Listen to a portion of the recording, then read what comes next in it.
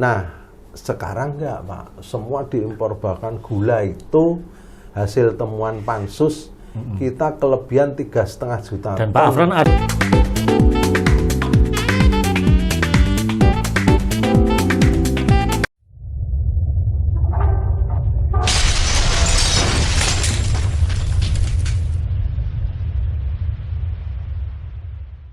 Assalamualaikum warahmatullahi wabarakatuh. Jumpa lagi bersama Mufti dalam acara OTT Literasi.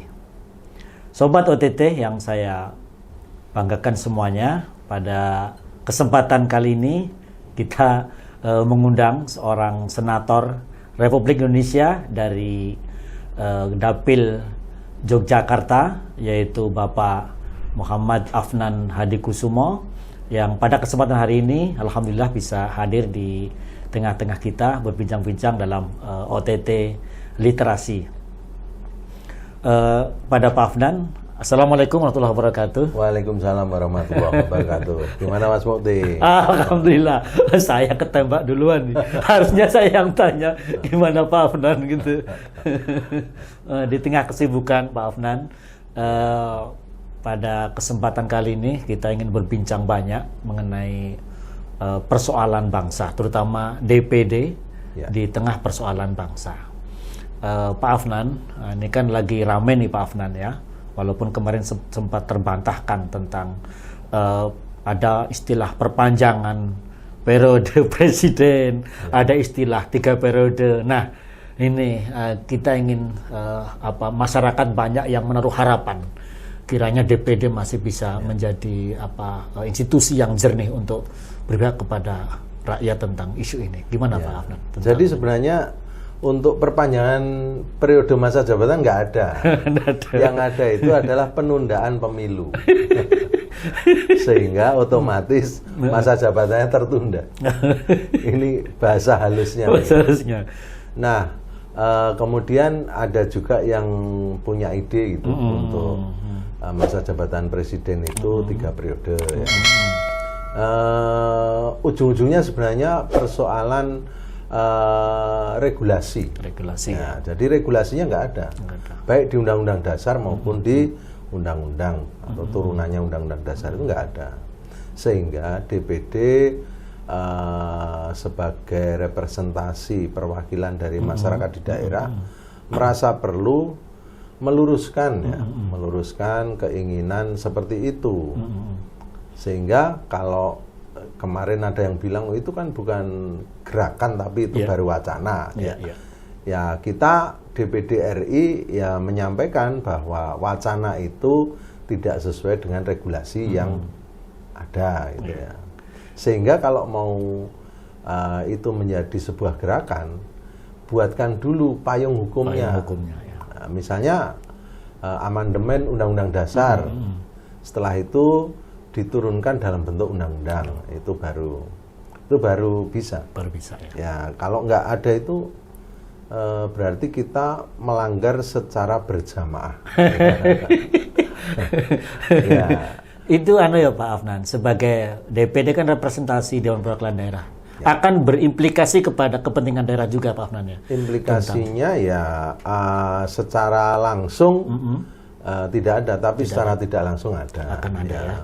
Jadi kalau misalnya taruhlah ada penundaan tadi. Penundaan misalnya pemerintah itu gagal selama 5 tahun itu dalam menjalankan program-programnya, maka sebenarnya sedang memperpanjang kesusahan. Nah, itu ya kan? Secara tidak langsung memperpanjang kesusahan. Tapi Pak Afnan, kalau diperpanjang itu kan DPD juga diuntungkan. Sebenarnya diuntungkan. Dari pemilu tetap bisa menjadi DPD Pak Afnan. Betul, apalagi pemilu zaman sekarang kan mahal gitu ya. Iya. Sebenarnya tapi kenapa DPD walaupun menguntungkan enggak saya enggak. Kenapa begitu Pak Afnan itu? Karena nalar kita itu masih sehat. Nalar kita masih sehat, jadi tidak begitu caranya. Jadi istilah kene ngono ya ngono tapi aja ngono. Aja semono. Itu yang apa kita pikirkan sebenarnya kita ini kan sedang krisis keteladanan ya. Iya. Nah, yang kita pikirkan ya di DPD itu adalah bagaimana memberikan teladan kepada masyarakat sikap-sikap kenegarawanan itu seperti apa. Berpolitik boleh, tetapi masih tetap harus berpegang pada aturan-aturan yang berlaku. Ini banyak juga yang mengapresiasi sikap DPD bahwa wah ini masih ada secercah harapan ini yang akan mendorong kepentingan walaupun masyarakat. Kita kewenangannya lemah ya. Iya. Tapi paling tidak kita menjadi check and balance, terhadap DPR. Ya. Nah, terus ini Pak Afnan, selain itu kan, kemudian sikap DPD sudah jelas tuh mengenai apa namanya penundaan, isu penundaan, kalau itu wacana kemudian dihadang langsung, jangan kayak gitu. Nah ini yang ternyata berdampak juga kepada masyarakat tentang harga migor ini, kan emak-emak jerit-jerit tuh. Nah, tidak boleh ekspor, ternyata kemudian harga sawit anjlok gitu kan Pak Afnan. Tapi ternyata tidak diperbaiki.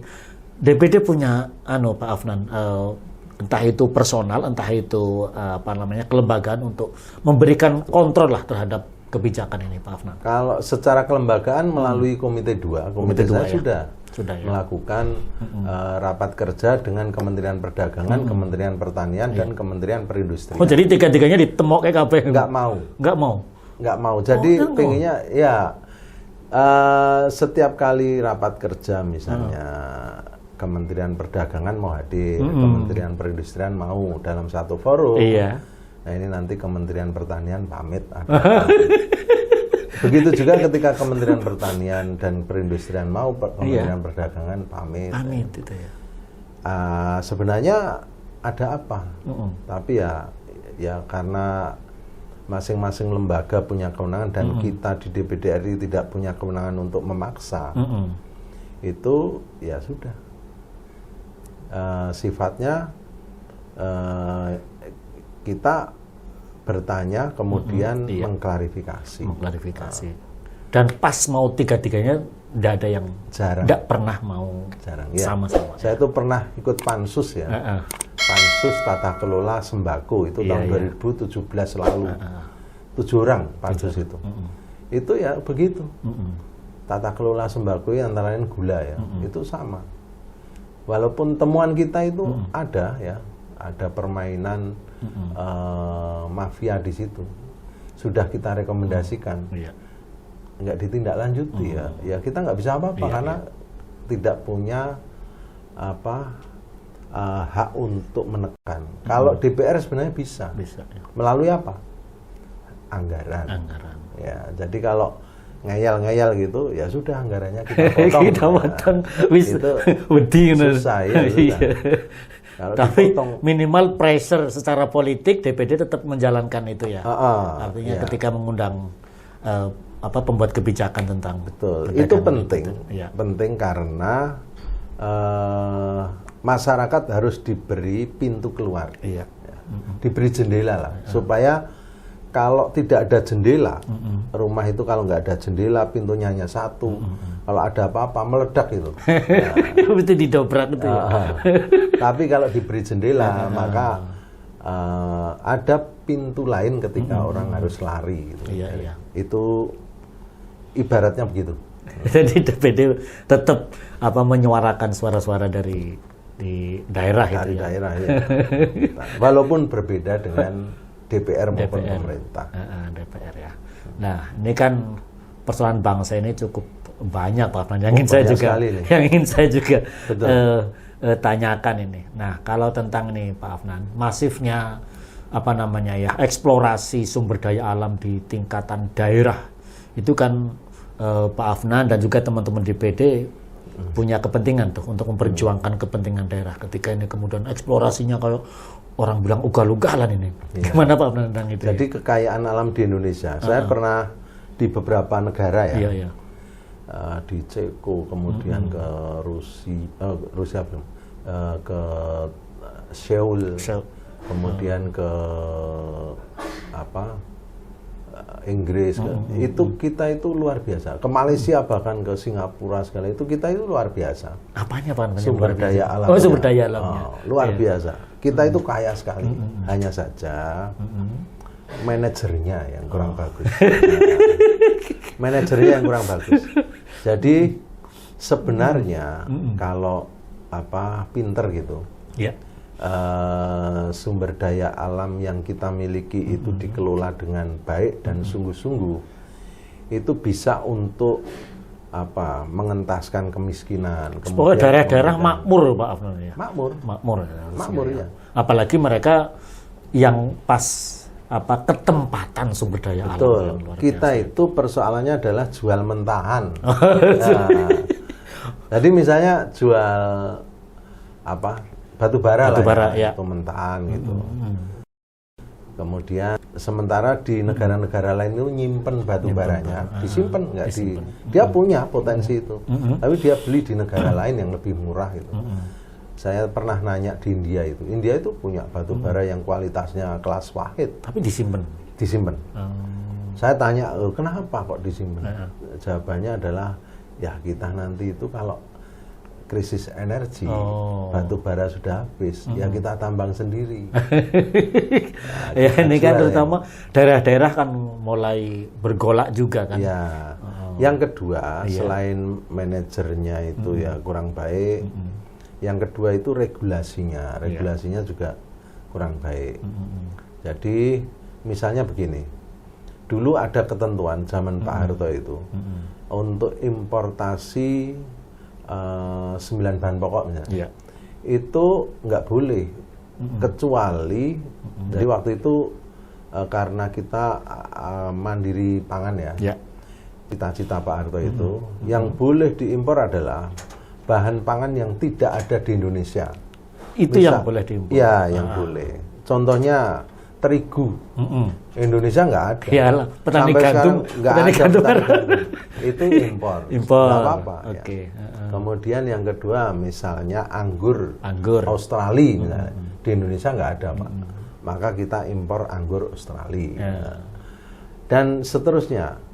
Nah sekarang nggak Pak. Semua diimpor, bahkan gula itu hasil temuan Pansus. Kita kelebihan 3,5 juta. Dan Pak Afnan ada di dalam Pansus itu ya? Makanya saya bisa nyebut datanya. 3,5 juta ton per tahun. Per tahun itu kelebihan. Tapi harga gula tetap tinggi. Petani tidak sejahtera, ini ada apa? Nah ini big question.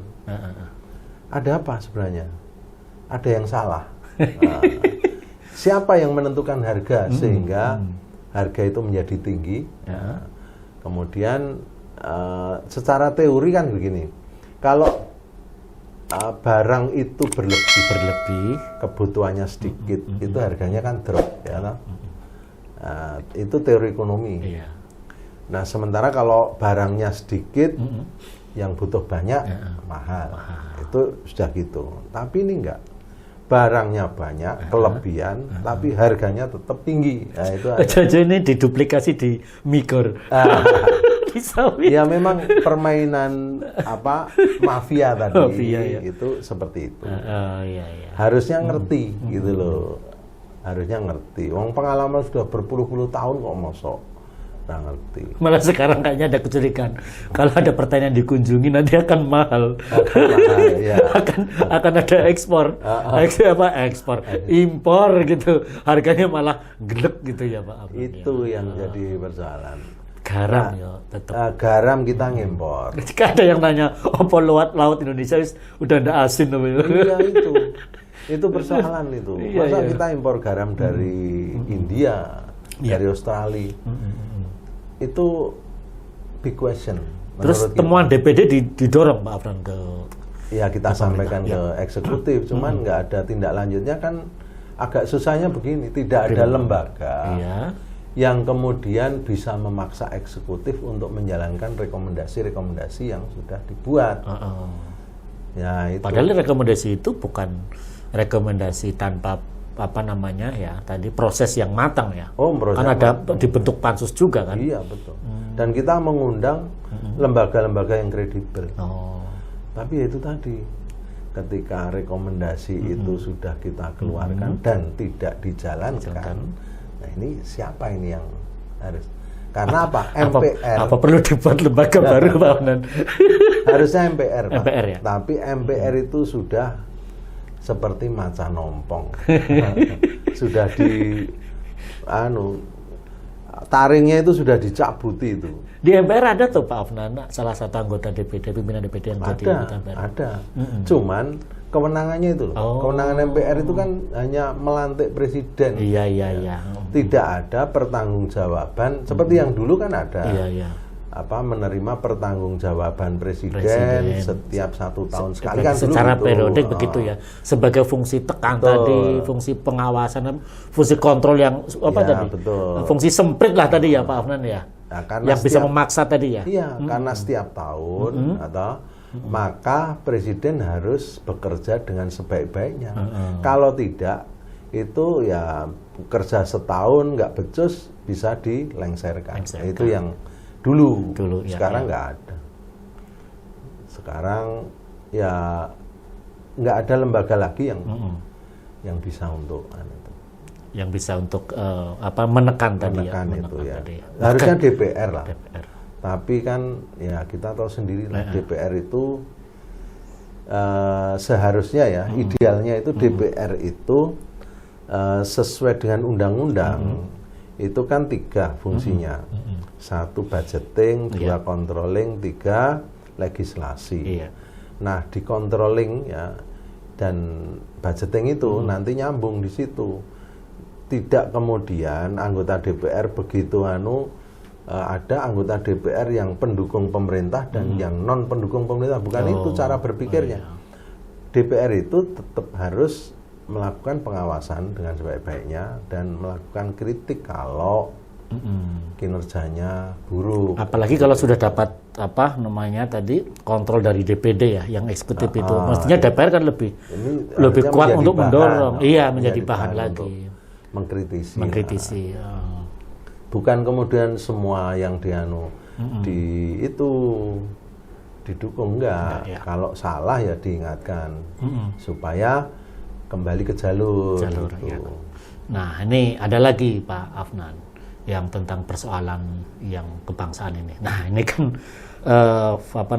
pemilu akan dilakukan secara serentak nih. Serentak ya. 2024. Nah kebetulan nih banyak masa jabatan di daerah-daerah itu bupati, gubernur itu habis tuh sebelum 2024. Nah, gimana Pak Afnan sebagai senator dan dewan daerah ada yang kemudian kosong nih 2 tahun nih, ya kan? Nah, gimana Pak Afnan itu? Jadi sebenarnya begini. Kalau yang masa habisnya sekarang kan itu 2 tahun ya. Penyelenggaraan pemerintahan itu tidak boleh ada kekosongan. Iya. Prinsipnya itu ya Pak. Prinsipnya itu. Iya. Nah karena ini sudah habis masa jabatannya, maka harus diisi oleh penjabat, ya betul. Penjabat yang menjabat itu ya, penjabat. Dan itu ditunjuk Pak Afnan ya. Ditunjuk karena undang-undangnya undang-undang nomor 110 Kayak DPD untuk pesen Pak Afnan. Aku jaluk kayak lain. Nggak bisa. Nggak bisa ya. Itu hak prerogatif pemerintah, eksekutif. Ya. Karena ranahnya di eksekutif bukan di. DPR juga nggak boleh pesen. Nggak bisa. Katanya ada yang ngajukan lah. Ngomong-ngomong jago, aku jaluk kayak wae. Tetap prinsipnya nggak boleh Pak Afnan. Prinsipnya nggak boleh. Tapi kalau kita itu kan sering bermain di belakang layar. Jadi yang di belakang layar itu lebih efektif daripada yang rapat. Tapi prinsipnya nggak boleh. Jadi harus penjabat itu harus netral. Harus, itu teorinya. Prakteknya nggak tahu. Tapi harus netral, kemudian tidak boleh menganulir kebijakan pemerintah yang lama, itu pemerintahan yang lama. Karena pemerintahan yang lama itu sesuai dengan undang-undang harus menjalankan visi misi ketika kampanye. Itu. Ini kan tidak punya visi misi nih. Nggak punya visi misi dan tidak kampanye. Gitu. Jadi tidak boleh menganulir. Dia tidak punya kekuatan politik untuk itu. Ini sebenarnya banyak yang mengkhawatirkan itu Pak Afnan. Ini jangan-jangan karena penjabatnya itu ditunjuk oleh pemerintah atau eksekutif, jangan-jangan yang kemarin ada kebijakan dari gubernur atau bupati yang agak berseberangan ya dengan pusat atau mungkin beda partai, nanti dianulir nih nanti kan. Ternyata tidak boleh Pak Afnan. Tidak boleh ya. Karena penjabat ini tidak punya, dia itu punya kekuatan birokrasi. Iya. Kekuatan hukum karena dilindungi undang-undang, tetapi secara politik dia tidak kuat. Apa ya? Secara politik kan yang punya visi misi itu kan yang terpilih, itu sehingga ya nggak boleh menganulir kebijakan politik pejabat sebelumnya, ya kepala daerah sebelumnya nggak boleh. Yang kedua, dia hanya bisa menjalankan program-program rutin. Program rutin. Ya, misalnya tanda tangan gaji atau itu, kemudian bayar listrik, bayar air, itu. Berarti tidak boleh mengajukan anggaran baru, tidak boleh. Anggaran baru nggak boleh. Nggak boleh ya, karena jadi, tadi tidak punya program baru ya, cuma meneruskan aja. Meneruskan. Jadi program-program lama yang belum berjalan.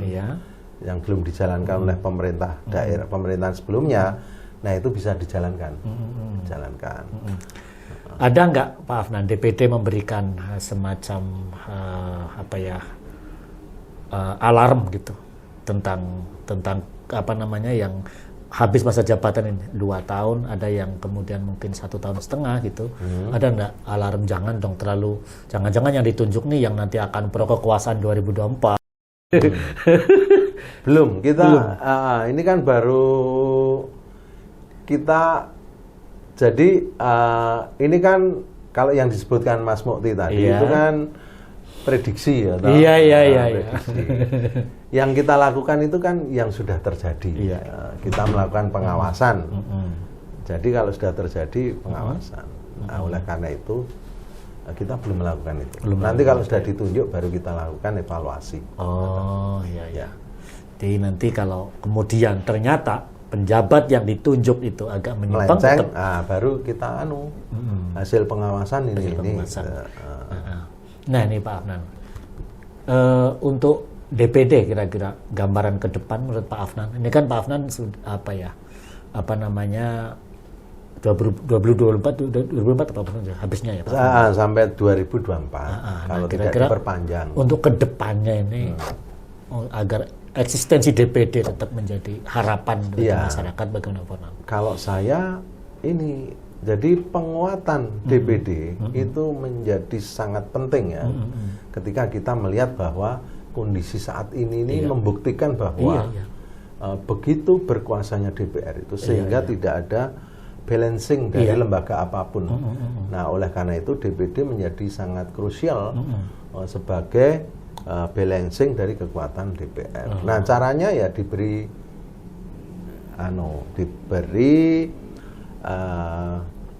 kekuatan ya.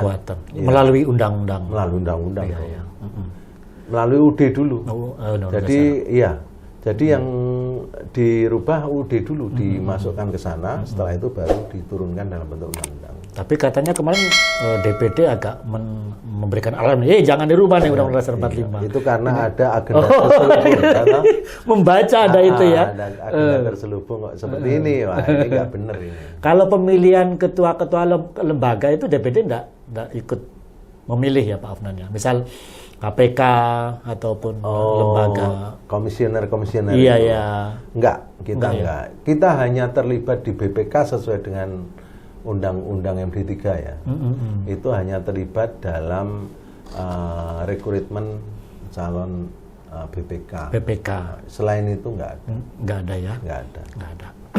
Itu pun kadang rekomendasi kita diabaikan teman-teman DPR. Yang tentang BPK tadi? BPK ya. Kita mengajukan 10 calon gitu. Nah, tiba-tiba muncul 10 calon yang lain yang sangat berbeda dengan DPD. Kalau tentang legislasi, kan seharusnya ya, atau idealnya kan DPD tidak hanya ikut membuat legislasi yang hanya berkaitan dengan daerah lah ya. Tapi kan hampir seluruh undang-undang itu tetap nanti akan berimbas kepada kepentingan daerah, Pak. Kepentingan daerah, ya. Nah, bisa enggak ya kemudian DPD itu ya diikutkan gitu dalam setiap kali pembuatan undang-undang, Pak Afnan ya? Ini teman-teman DPR yang nolak. Oh, DPR nolak. Ya, jadi dulu pernah saya di Komite 3, saya sudah mengingatkan sebenarnya. Mengajukan undang-undang, rancangan undang-undang tentang gender. Saya sudah mengingatkan, ini bukan tugas kita. Nggak ada di undang-undang MD3 itu, gender itu, karena tidak ada berhubungan secara langsung dengan daerah gitu. Tapi tetap ngotot, ya akhirnya begitu selesai di tempat kita, diajukan ke DPR langsung ditolak. Ditolak karena ini apa ini, nggak ada kaitannya dengan daerah. Walaupun sebenarnya kalau kita ngeyel ya, ini kan perempuan gender di daerah kan ada. Kalau undang-undang yang produk DPD, Pak Afnan, atau inisiatif DPD yang ini menjadi namanya semacam mercusuarnya DPD pada periode ini, Pak Afnan. Periode yang dulu aja ya, saya cerita.